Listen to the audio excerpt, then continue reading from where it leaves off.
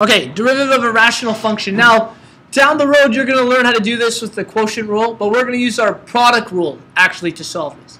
So I'm going to make this a function multiplied by another function. So let's imagine that the top of this, I'm going to denote it by calling it g at x, and we'll call the bottom of this h at x. Okay, and I'm going to make these two products multiply by each other. In other words, I'm going to turn this f at x into g at x multiplied by h at x. Okay. And in order to do that, I'm going to have to raise h at x, or 3x minus 1, to the power of negative 1. Okay? So f at x, so still the original function, is equal to 2 at x plus 5 times 3x minus 1 to the power of negative 1. Okay? I hope you all already know that rule there. Now that I've done that, this question changes a little. It is a product rule. It's a product rule along with the power of a function rule. Okay. Obviously, we have the product rule here. We're multiplying two functions by each other. But this one is also the power of a function. Okay. So we're going to have to apply that rule we knew from before. So in terms of product rule, if you remember, this is going to be our g at x. I got to find the derivative of the first function, g at x, and keep the original old function. So f prime x becomes, I don't keep my original. I derive what's in there. So I'm going to get g prime x. And when I derive those brackets, I'm left with just 2. Okay? 2 is the derivative of this function. And I leave the original 3x minus 1 to the power of negative 1. That's my original h at x. So that's the first step to our product rule. Then we add the original g at x, which is 2x plus 5. So I'm leaving the original g at x. But now I'm deriving h at x. And this is where it gets complex because h at x applies another rule. We take our negative down. That negative comes down.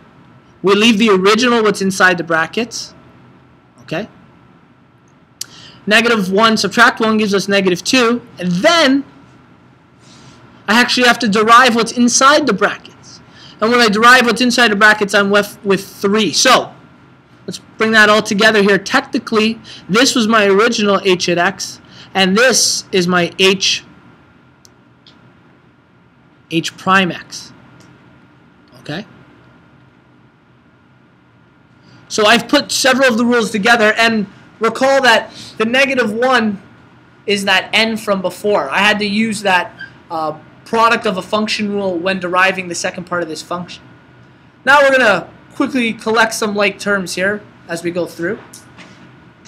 So if you notice, this then becomes, I can bring this back into a fraction. This becomes 2 over 3x minus 1 plus.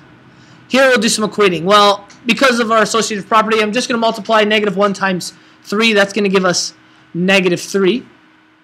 Still times 2x plus 5. And the negative 2, I'm going to put that to the bottom of the fraction. So we get 3x minus 1 to the power of 2. Okay? Now, in order to add these fractions, our denominator has to be the same. So because this is just 3x to the power of 1, and this is 3x to the power of 2, I'm going to multiply the first equation, okay, by 3x minus 1 again, which means I got to do it to the top also, so that we're going to get a common denominator. We'll then have 2 3x minus 1 over 3x minus 1 squared plus, and I can technically use distributive property out here. This is going to give us a negative 6x. It's negative? Yeah, it's negative. Negative 6x, and that's going to become negative 15, all divided by 3x minus 1 squared. Well, now that I have a common denominator, I can write this as one fraction, as just 3x minus 1 squared. Because it's subtracted by, we're going to get, and I'm going to distribute this also. This becomes 6x minus 2 minus 6x minus 15. Well, if you notice, I have positive 6x and negative 6x. They create a 0. And our -2 and -15 equals -17 divided by 3x minus 1 squared. And this would be the simplified version of our derivative. So that would actually be f prime x. So the derivative of that quotient function is negative 17 divided by 3x minus 1 all squared.